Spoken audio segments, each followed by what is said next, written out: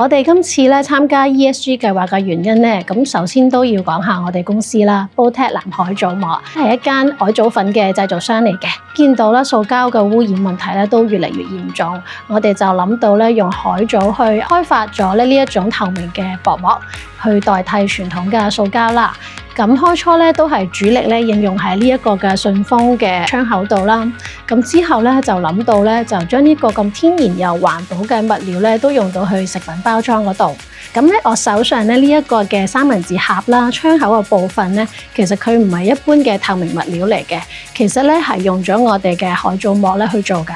咁咧係 FDA 食品級安全認證啦，亦都係冇任何嘅塑膠啦，咁就冇有害嘅物質，安全咧又環保嘅。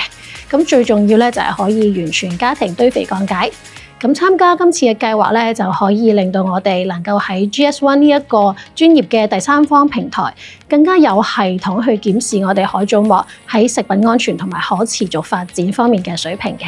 今次咧，我哋得到 ESG 卓越獎咧，係非常有鼓勵作用。因為呢個獎咧肯定咗我哋喺信封業務嘅創新啦，亦都係認定咗我哋將呢個技術擴展到去食品包裝嘅努力。參加呢一個計劃咧，我哋嘅同事係唔單止提升咗內部嘅 ESG 水平，亦都學到一啲咧更好嘅方法嚟緊咧去優質我哋嘅ESG 表現。最緊要咧就係令到啲客啦、投資者同埋我哋持份者更加了解我哋嘅 ESG 理念。呢一個 ESG 卓越獎咧，必然係會幫我哋咧增加到唔少嘅商機。因為依家好多公司都喺度揾緊可持續、冇任何有害物質嘅包裝物料，所以呢一個獎項咧係絕對可以令到客戶咧增加對我哋嘅信心。我絕對咧推介參加呢一個計劃㗎，因為無論我哋咧郵寄信封啦，定係食品包裝嘅行業，其實各行各業咧環保走數已經係大趨勢。消費者咧期望唔單止係本身產品嘅質素啦，亦都越嚟越咧重視食品安全同埋可持續性嘅。